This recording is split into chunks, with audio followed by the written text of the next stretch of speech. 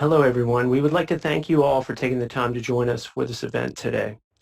In the post-pandemic world, the focus on air quality devices has been dramatically heightened. We are seeing a demand for solutions that improve indoor air quality across multiple sectors, the consumer sector, industrial, and medical. During our panel discussion today, we will look at both technical and regulatory matters that innovators and product developers need to consider as they are advancing compelling technologies to market. Next slide, please. Again, my name is Bill McKee, Director of Business Development for the Science Group, and I will be your moderator of the panel discussion today. I have a background in chemical engineering and 23 years experience for Nalco Water and Ecolab Company prior to joining the Science Group last year. I will turn it over to our other panelists now to introduce themselves. Thanks, Bill. My name is Erin Tesch. I'm with Technology Sciences Group. I am Managing Director of TSG Consulting in North America. I am based in Washington, and I've been with the company for 22 years.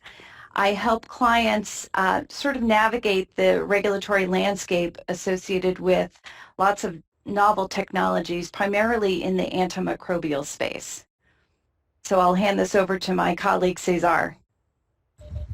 Hi, good morning, good afternoon, everyone. My name is Cesar Vargas-Razo. I am a principal consultant and also one of the senior members in the consumer sector team here at Sagentia Innovation. I am a PhD chemist by training, and I have 18 years of experience working in the R&D function of consumer goods companies around the world. I have been at Sagentia since 2018. I am based in our Epsom campus near London, and I support our partner companies with a variety of upstream and downstream innovation projects. Paul, you go next. Thank you, Cesar. Hi, I'm Dr. Paul Williams, Senior Member of the Industrial Team here at Sagentia Innovation. I'm based in Cambridge, UK. I'm a background as a material scientist, but I've been involved in corporate level innovation for the last 10 years or so. I have a particular interest in raising the awareness of and hopefully improving indoor air quality. And I've been involved in a number of projects and initiatives in this space over the last few years. Back to you, Bill. Thank you. Next slide, please. One of the things that you may have noticed from everyone's introduction is we all have a little bit different company in our business title. So I just want to take a couple of minutes to frame out who the Science Group is. So the Science Group is the parent company of the other consultant organizations, and we are a publicly traded company. We've been in business for over 30 years. We have grown both through acquisition and organically. Over the years, we have worked with many of the Fortune 1000 companies in some capacity. At heart, we are a 400-plus person consultancy comprised of scientists and technologists that thrive on tackling our clients' toughest challenges. The three main business lines that we go to market with are the R&D consultancy, which is our Sagentia Innovation Group, which combines our advisory services and product development expertise. And then there's our regulatory compliance department, which is made up of TSG and Leatherhead Food Research. And they're really international providers of regulatory and scientific services to a variety of different markets. And then finally, there's Frontier Smart Technologies, which was the latest acquisition by the Science Group.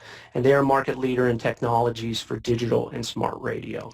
The combination of these business services really puts us in a unique position in the market space. The Science Group works with our clients to develop novel, innovative products and can both advise on various commercial elements to maximize success in the market, but also the regulatory hurdles that exist throughout the development phases. We have significant experience across a variety of markets: food and beverage, consumer, medical, industrial, chemical, and energy markets. Can you go to the next slide, please? Our panel is going to first present some slides with some high-level material on both the various technologies that have an impact on improving air quality. but also the regulatory challenges involved with these innovative technologies. Then we will take a deeper dive into the more specific complexities of these topics during our panel discussion, where we will address some of the questions that have been received from our audience. So please do submit questions via the WebEx Q&A app. And I will turn it over to Cesar.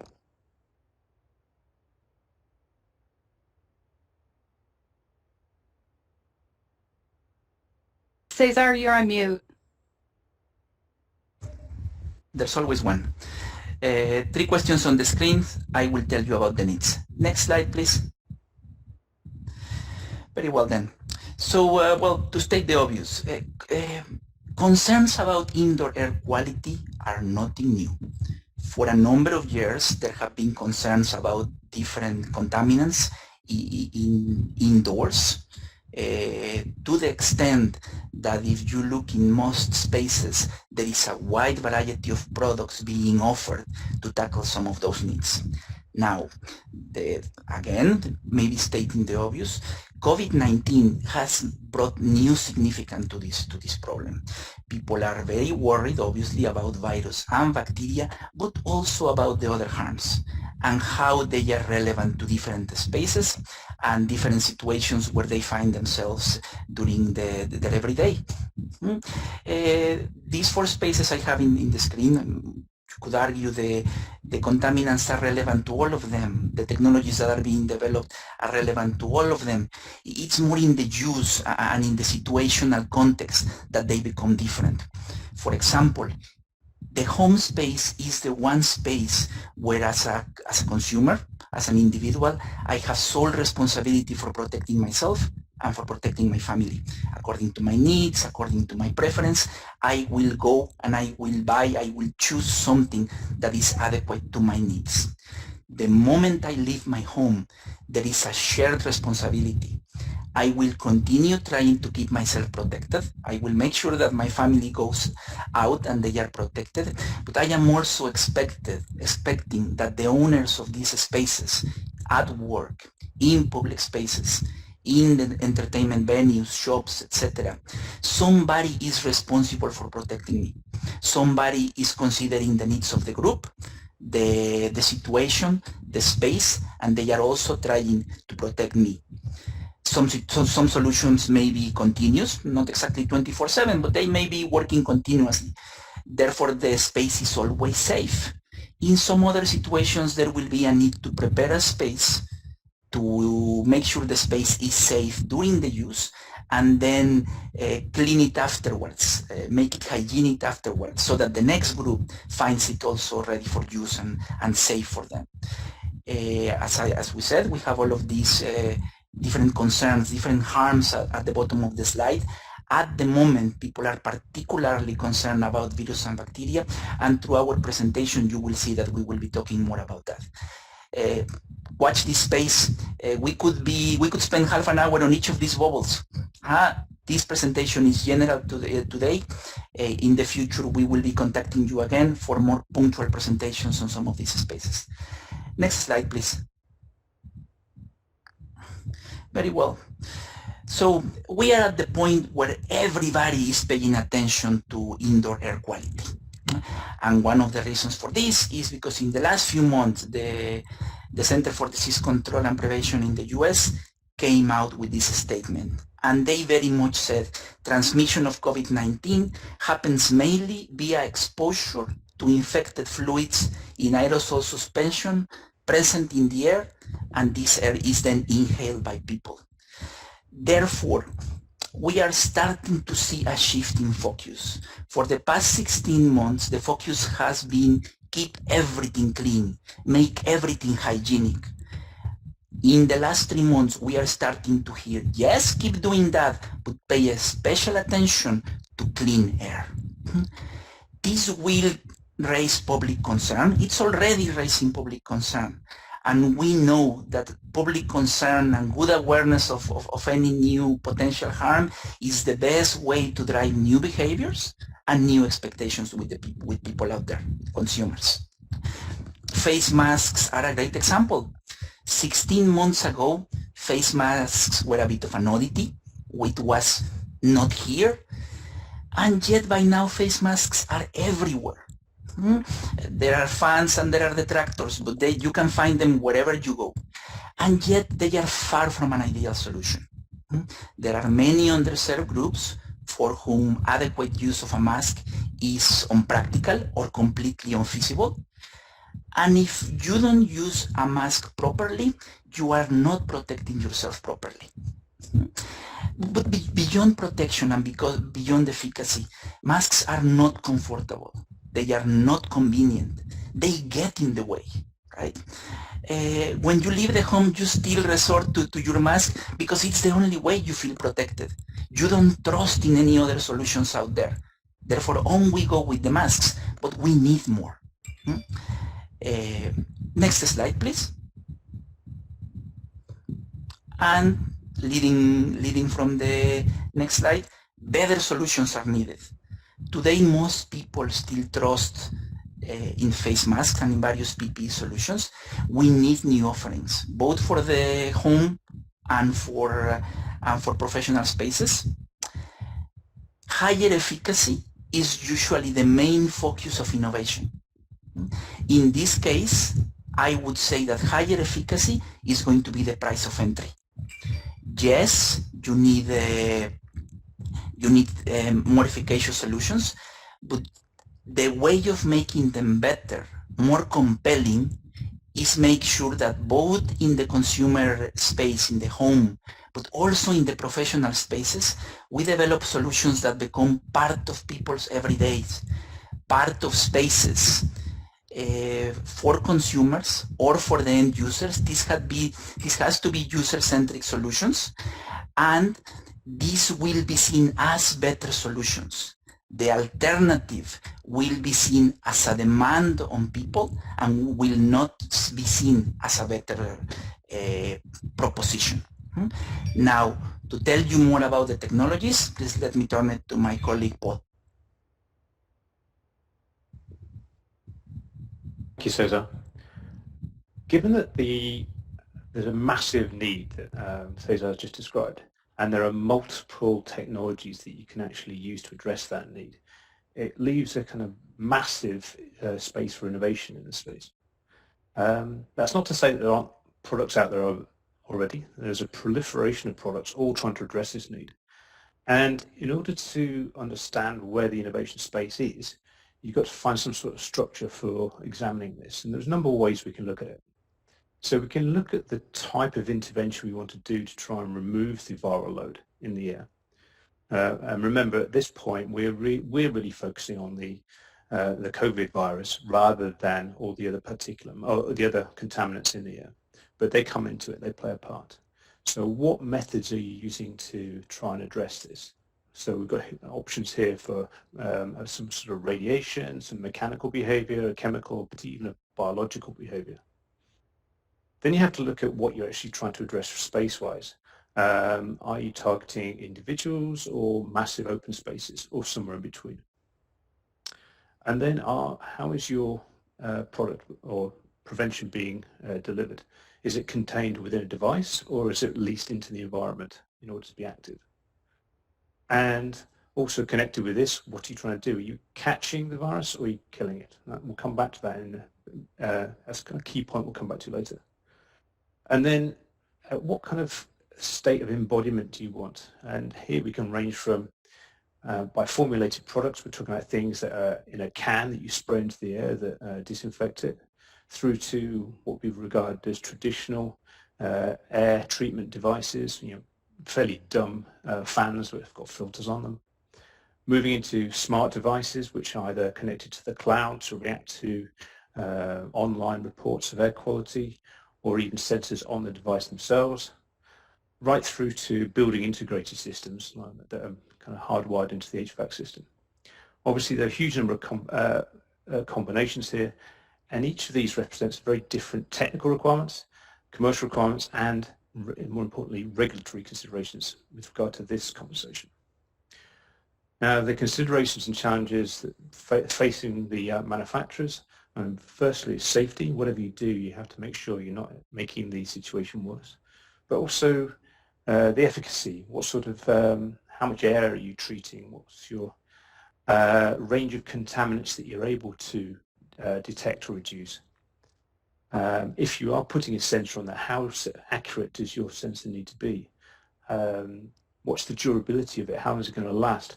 How much inconvenience are you going to convey to your users with regard to noise level? And of course, price point, not just from the point of buying it, but also the total cost of ownership. And when we're looking at consumer devices, then obviously ease of operation, user centricity, interaction are important, but also design and aesthetics are important. You don't want something that looks like an industrial HVAC unit sitting in the middle of your living room. Next one, please. And part of the challenge here is to align all these potential for innovation with the regulatory framework. Because if you want to sell these devices and make claims that you can have an impact on the air quality, particularly with regard to the viral load, you have to be aligned with the US, and in this case, particularly US, regulatory view. The same is true in Europe as well. And the way they look at it is they break it down to relatively straightforward, simple categories. The device either has a chemical mode of action or it has a mechanical mode of action.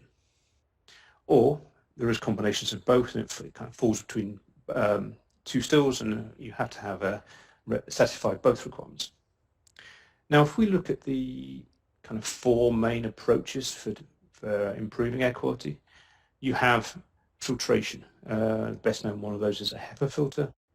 And clearly that's a mechanical mode of action. That's trapping and stopping any contaminants in the air. Then you have UV disinfection.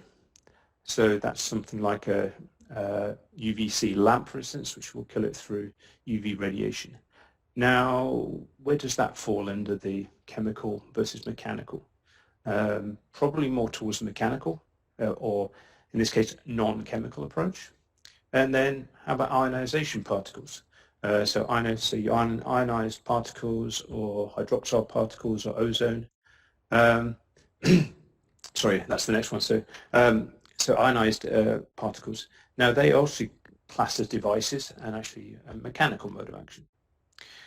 So catalytic oxidation. So if you're reducing ozone, for instance, into the environment, surely that's a chemical mode of action. Well, strange enough, that's not.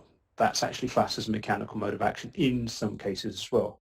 So as you can see, you've got an incredibly complex landscape of how you're acting from the technology you're using to put it in to how you then align that with the regulatory framework. Next slide, please. And this is actually one of the biggest challenges for the manufacturers at the moment, because most of the devices that have been out there and actually on the market weren't designed specifically for targeting viruses or bacteria. They were mainly targeting particulate matter and volatile organic compounds. And so manufacturers are now rushing to try and prove antiviral claims for devices which were never designed for this. And the biggest challenge that they have is to change their focus and prove the efficacy of their devices in a way that actually satisfies the regulatory requirements. It's an absolute minefield out there. Unfortunately, I know someone who's got a map through it. Erin, over to you. Thank you, Paul. So as Paul has identified, the regulatory framework is incredibly complex for these types of products, and quite honestly, it's evolving right now. The requirements and the jurisdiction of how these products are regulated really depend on where the product's being used and the efficacy claims. For example, use sites such as medical or consumer or industrial, and whether the products are making claims such as purification, sanitization, or simply treatment. So these types of products are basically regulated by two different agencies within the United States. The Food and Drug Administration regulates medical devices, and the Environmental Protection Agency would regulate air treatment products that are chemicals or what would be considered pesticidal devices. So there are currently memorandums of understanding between both FDA and EPA to clarify jurisdiction for antimicrobial products. However, the MOUs really focus squarely on liquid germicidal products. Unfortunately, the two agencies have not kept up with emerging technologies, and there's a lot of gray area in terms of jurisdictional authority. Next slide, please. So let's start with EPA. So EPA has jurisdiction over products that claim to kill, mitigate, repel pests. So such as sanitizing air, clearly virucidal claims, viruses would be considered pests. So as Paul has indicated, there's essentially three different categories of products that are regulated by EPA specifically. There's pesticide products, which would be considered the chemical mode of action. Then there's pesticide devices, which is the mechanical mode of action. And then you have combination products that include both chemical and mechanical. And this may include, for example, a filter that may be treated with a chemical, but also uses UV to treat the air. Next slide, please. So from a chemical mode of action, this is really the most rigorous approval process. So chemical products that have a chemical mode of action do require registration by EPA, as well as the states, all the states where the product is offered for sale or is being sold or used. Some of the key considerations is efficacy, and Paul's hit on that a bit. How do you prove that it works and it does what you're claiming it says it does? So EPA right now has no intention to issue new guidance on air sanitization efficacy requirements. Their current stance is that they're requiring a 3-log reduction over 5 minutes. Now, 3-log reduction for air sanitization is really non-negotiable. This is what the agency is telling us. However, they may consider contact times longer than 5 minutes, but you won't be able to use the word sanitization. You would be able to use the word air treatment, but that would have to be approved by EPA. Also, the EPA is not going to agree to just accept virus data alone. You have to test on specific bacteria as well as viruses. Any efficacy testing protocol needs to be approved by EPA in advance of doing the testing. I'd like to point out that EPA will also consider continual efficacy claims, such as if the product continues to kill 90% of bacteria even after repeated contamination. Next slide, please. So let's move to mechanical mode of action. So this would be considered a pesticidal device. So the good news is that from a regulatory perspective, the landscape is a lot easier. It's less stringent because EPA regulates pesticidal devices, but they do not require advanced registration of devices. There are federal requirements such as labeling, establishment reporting, import-export requirements associated with pesticidal devices, but you don't need to get the product approved and registered, rather, in advance of being able to sell it at the federal level. The one area where I think a lot of companies get tripped up is that under the regulations, devices cannot make false or misleading claims. So any claims that are made on these devices need to be supported by data. So for example, devices, EPA has said that devices that are making claims such as disinfection and sanitization specifically would need to meet the same performance criteria as chemical pesticides. Moving on, while EPA does not require the products to be registered, there are 8 states currently that do require registration, and they do and some of these states require data to be submitted with the application or to be on file at the time that the application is submitted. States will not consider approving devices that have low efficacy, specifically 60% continuous kill.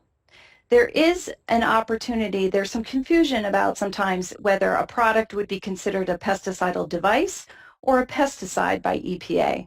So there is a submission category that EPA will make an official determination as to whether the product is considered a pesticide or pesticidal device. Now this is important because if you are selling a pesticidal device that you deem to be a pesticidal device, and you're selling it and you're picked up in a state where EPA may be taking a different position and they believe it's a pesticide, not a device, it would require you to be registered. So that is a significant area that you need to pay attention to when you're trying to determine whether it's a pesticide or pesticidal device. Next slide, please. So let's move on to FDA. So FDA regulates two types of air treatment devices. They're considered Class 2 medical devices that do require 510K pre-market approval. So the first category is recirculating air cleaners. The intended use of those devices is to remove particles from the air for medical purposes, and that's important, for medical purposes. So the characteristics is basically functions through electrostatic precipitation or filtration. Now there are 46 products that are already cleared and have 510K notices. Moving on, the other category is air purifiers. Again, the intended use is a device for medical purposes that are used to destroy bacteria in the air. Again, medical purposes is key here. The technological characteristics is basically UV light. There are currently 22 products that are cleared under that category. Next slide, please. So as you've sort of gleaned probably through the previous slides, substantiation of performance claims, efficacy claims is really critical. In this heightened world of COVID, EPA, FDA, and the individual states are going after companies. They are enforcing companies that are selling air treatment products or devices that have not been approved, as well as companies that are making claims that have not been substantiated by data or have not been approved. The other consideration is that the Federal Trade Commission also has the ability to go after companies. They can go after companies if that companies are making claims that the product can prevent, treat, or cure human disease if you don't have competent and reliable scientific evidence. So what we have seen is that recently, in the last year, FTC has gone after companies that are making COVID claims, saying that the products that are used in air treatment are preventing or curing COVID. Next slide. So to wrap up, before we start taking everyone's questions, I just wanted to summarize briefly. So Cesar and Paul talked about the needs and the technologies. Clearly, efficacy is a huge part of it, but it's not the only consideration. There's many other considerations while you're doing product development. The regulations and the regulatory environment are also critical. We have been involved, TSG specifically has been involved in many situations where companies have developed their products and then they hit a roadblock once they understand the regulatory implications, and it completely derails the entire ability for the company to get their product to market. So with that, I'll switch this over to Bill. Thank you, panelists. We do have some questions here. Let's go ahead and dive right in. So Erin, this question is for you. You mentioned devices that make claims to kill specific organisms in the air or in a filter, i.e. COVID-19, are regulated by the EPA but do not require federal registration. However, there are compliance obligations that need to be met. Will you expand on that thought a little bit? Sure. So essentially, companies have to, if they're making pesticidal devices, they have to have an EPA company number, and they have to get the facility, the location where the device is being manufactured, they have to get that facility registered. And annually, they have to report on the production. How many devices do they produce in a year? That has to be sent into EPA annually. We talked a little bit about false and misleading statements. So that's a labeling is a big part of the device requirements. So for example, the establishment number that you are granted by EPA has to appear on the label. And then there are import and export requirements where you need to, if you have to fill out the forms a specific way and comply with certain requirements in that respect. Great. Thank you, Erin. Sure. Paul, I have a technology question for you about HEPA filters, which are great, and I have some experience with HEPA filters. They do a tremendous job of filtering down even to the smallest of particles and even bacteria and virus. But how do HEPA filters, how will they alter the dynamics of a building? And because they work so great, why not just put them everywhere in a building's HVAC system? A good question. As you say, they are incredibly effective and have been proved over a long period of time. I think if the building's HVAC system has been designed with HEPA filters in mind, that's probably quite a good solution. I think the question probably refers to if you were trying to retrofit a system that didn't already have HEPA filters. And then you really would have to examine what the structure of the system looked like. I suspect the ducting will probably be fine, but are your fans going to be able to handle, or the motors of your fans going to be able to handle the back pressure from the HEPA filter? It's probably okay when they're brand new, but once they start getting dirty and clogged, then the back pressure is going to increase, and you're going to basically you're not going to have any air movement, and you can damage your motors. Makes sense. Thank you, Paul. Cesar, here's a consumer question for you. What are some of the unique considerations when thinking about consumer products in this space?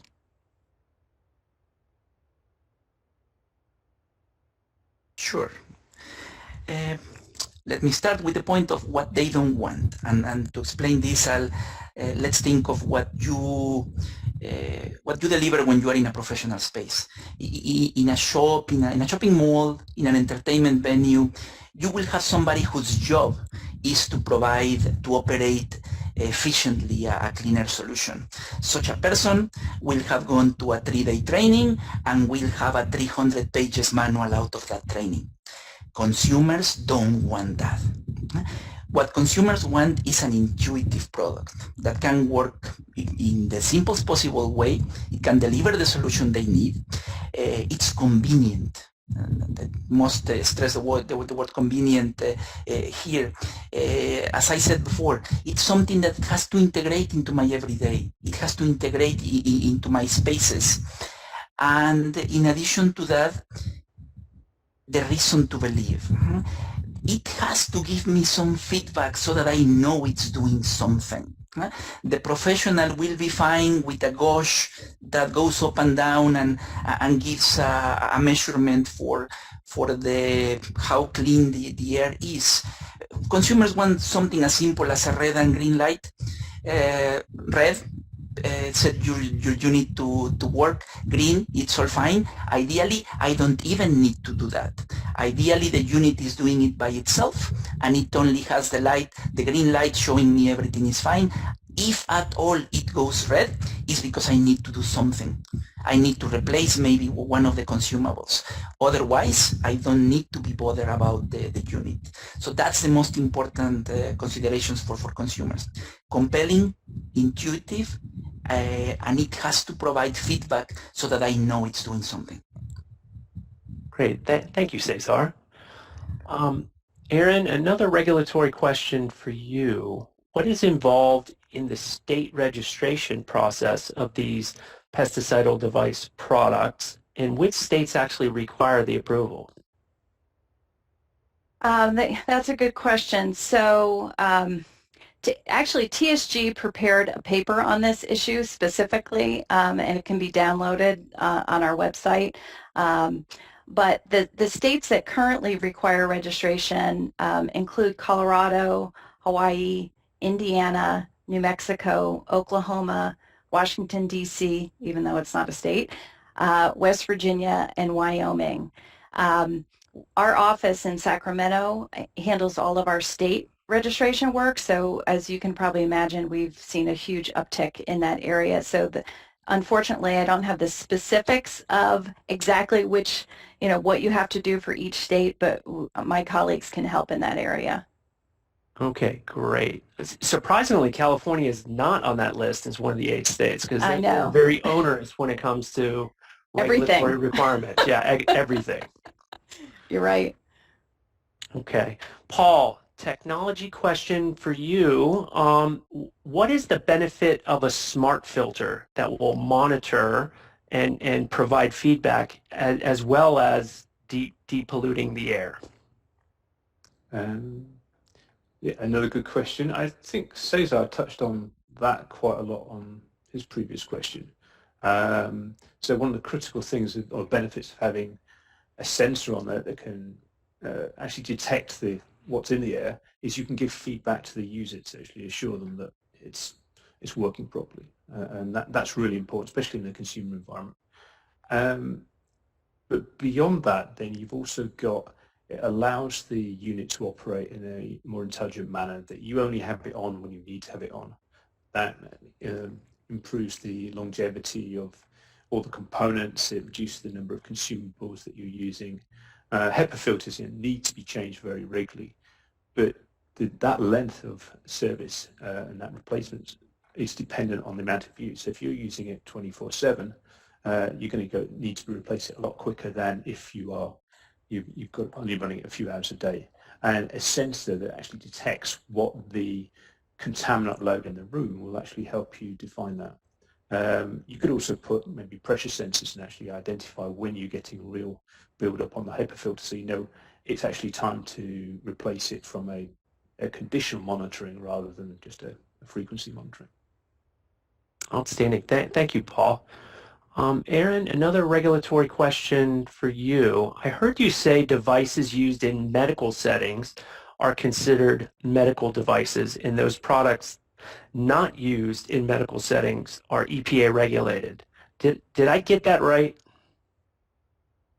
Actually, no, not necessarily. So this is really the crux of the problem in understanding how FDA versus EPA regulates products. So FDA has actually approved through the 510K process consumer products for air treatment. They're the consumer air purifiers as medical devices that are used in consumer settings. So it's not just devices that are used in medical settings or therefore medical devices. It again comes down to the claims, and air purification is an FDA claim. EPA would not allow purification to be approved on a pesticidal device or pesticide product. So unfortunately, it will likely require some dialogue and engagement with the regulators to really understand and very clearly identify which regulatory authority has jurisdiction over the product. And it may be that both, depending on what the claims are. Okay. Thank you, Erin. This next question looks to be like a technology and consumer question. So I'll probably throw this out to both Paul and Cesar. What sustainability aspects should be considered when you are thinking about a mechanical solution? And I guess one thing, just as a backdrop, one of the things that really COVID did kind of made a lot of the sustainability talk go away with food delivery and huge amounts of plastic that was used. So I'm certain that society is going to start thinking again in sustainable terms. But can you guys field that question? Should I get going, Paul? Go on then, yeah. Well, I think one point where probably the solutions for homes may be different versus solutions for commercial spaces. I would say that in commercial spaces, the main element of sustainability to consider will be energy consumption. As Paul was mentioning before, the larger the space, and depending on the technology that you are using, in many spaces you now see combined technologies. Some technologies are not effective against fumes. Some other technologies are not effective against particulate matter. So you need to have a combination of technologies. You will need a lot of energy. So energy consumption will be a premium consideration. For those spaces and for consumers' homes, the more widespread these devices become, you will have the consideration of what are these units made of. I expect that we will be seeing a model where maybe you will have a durable and a consumable element incorporated into the solution. The most emphasis and a lot of attention will be paid to that consumable, because that's the one that if it's not recyclable, if it cannot be sustainably disposed, you are likely to see everywhere, and that won't be desirable, right? So the consumable part will need to be manufactured with sustainable materials. Paul? It's a good point. And if you look at Hepa filters at the moment, they are not recyclable. In fact, the disposal advice is to dispose of them, primarily because their job is to catch the nasty stuff. And if they've caught all the nasty stuff, you don't really want to be getting that back into circulation. And also the materials they're made of don't lend themselves to recycling the same way maybe plastics or paper does. They're glass fibers, effectively. So there might be elements of the component that could be designed in a way to be slightly more sustainable. And I know that there are efforts to try and have something that has the efficacy of a HEPA filter that is made of recyclable materials. But that's still very much in development. Definitely sounds like an opportunity for sure. Oh yeah. For improvement, yeah. Okay, next question.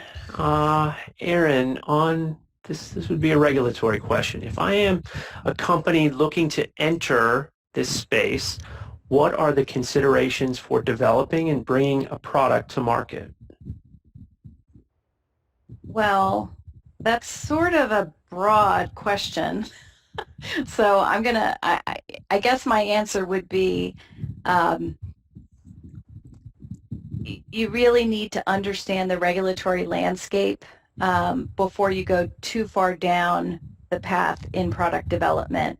I think understanding, because that can influence the product development, whether it's a medical device or whether it's a pesticidal device, and whether what are the performance criteria? What does success look like? What are you trying to prove? So I would say that early stages, and just again based on our experience of being brought into the regulatory sort of area late in the game, has been a huge pitfall for several clients. And so I would say in very early stages, you really need to understand what are your regulatory obligations.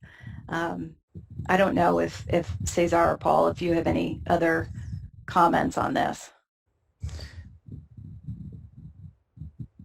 It's very broad, so I think if we say anything specific, it's going to leave some other specifics unattended. So I would say specific questions. If there's a specific question, we can certainly provide a more specific answer. Fair enough. Thank you, guys.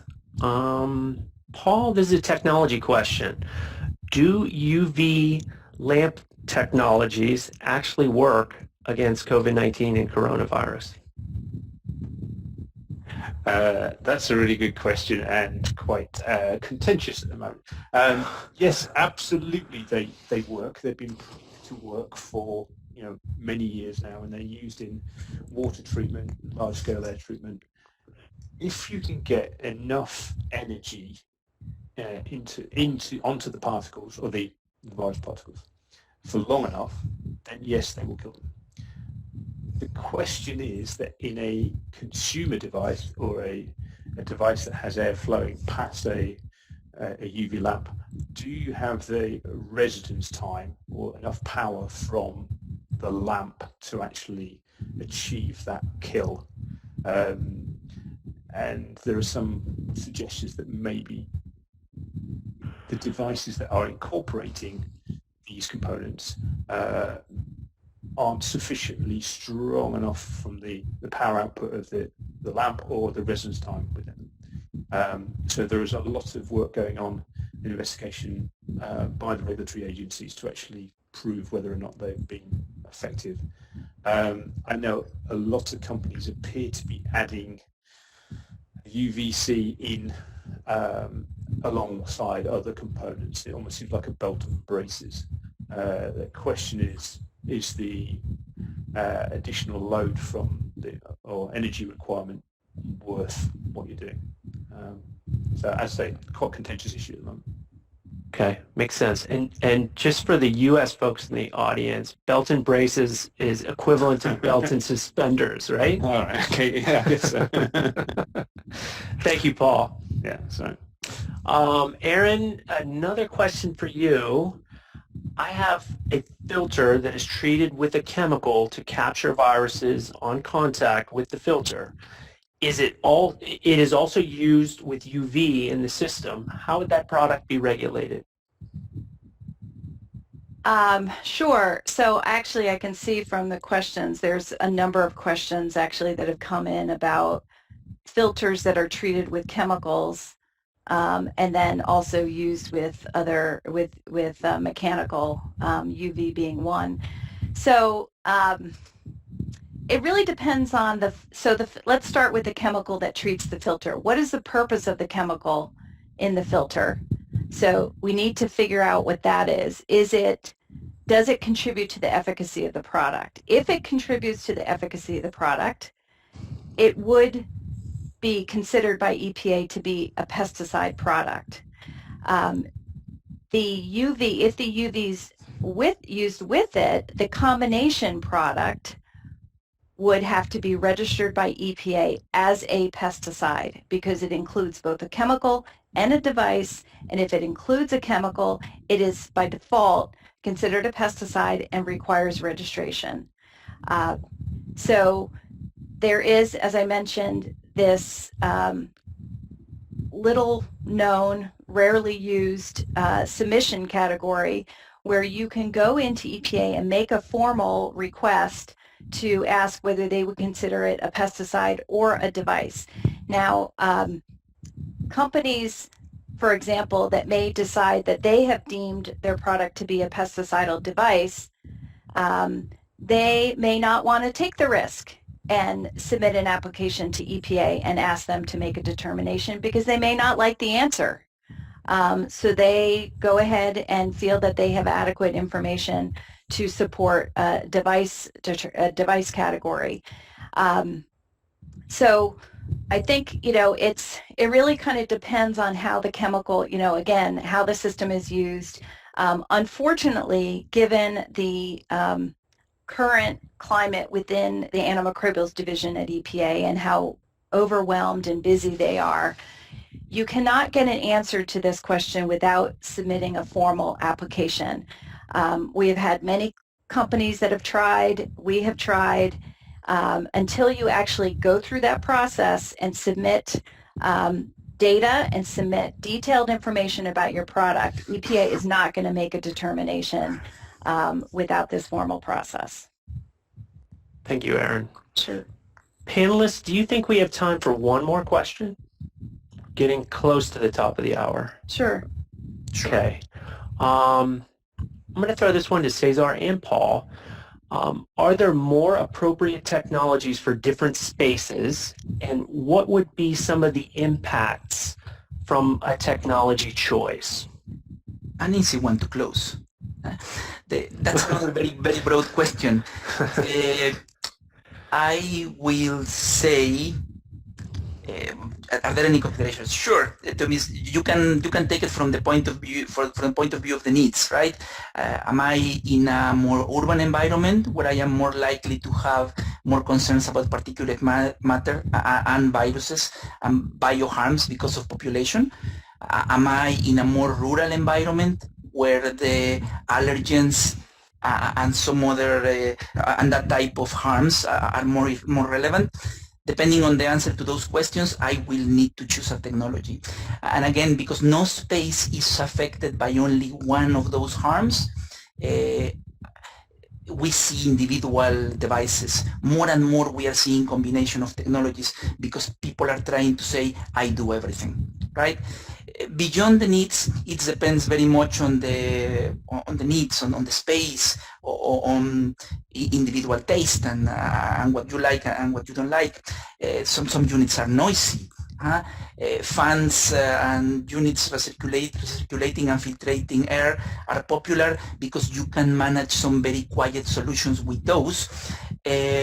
However, for hospitals where it is effective to do to provide the solution when there's nobody there, huge UV lamps are seen as preferential because they are very effective. In the home, in order to have a UV solution, you either make sure nobody is being exposed to that light because you only use it when there's nobody at home, or it's an air recirculation unit, as Paul was saying, and you create a stream of air. Stream of air comes into the unit, you blaze UV light onto whatever the air brings, and out comes clean air. So there is a large number of considerations that, depending on needs, depending on spaces, you will choose a best technology or a best set of technologies. Thank you, Cesar. Why don't we... Well, just one more thing. I think there's also an issue of traffic. So in a certain environment, how is the space used? Have you got a continuous influx of new people, new potential contamination sources into that area, or is it fairly static? So, i.e., can you clean the air once and pretty much be sure that you're okay for a while? So in your home, if you don't have too many visitors, where's your virus source going to be? You're probably going to be more interested in VOCs from cooking on particulate matter than actually cleaning out potential viral load. Whereas if you're in a supermarket or a train station, it's going to be completely different. Makes sense. Thank you, Paul. Thank you, Cesar. Can we go ahead and flip back to the slide deck, please?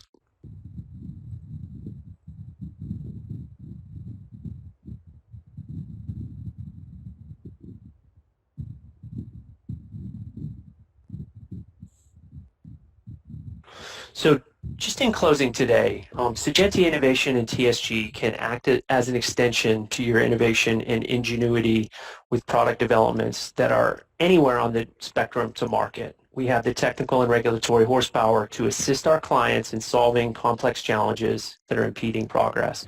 We would welcome the opportunity in the future to discuss particular areas where we could help with innovation, development, or regulatory challenges. As Cesar mentioned, in the future, we look forward to follow-on events to this initial IAQ panel discussion that might be more market-focused or even technology-focused. Again, we would like to thank you for the time in attending this event today on this such critical topic. We hope you found it valuable and insightful. By early next week, we will be following up with those who have attended with a recording of the webinar and slides, and we have posted on our website a companion paper that frames out a lot of what we talked about today and probably more. So that's available for download right now. So again, thank you for your time and have a great day.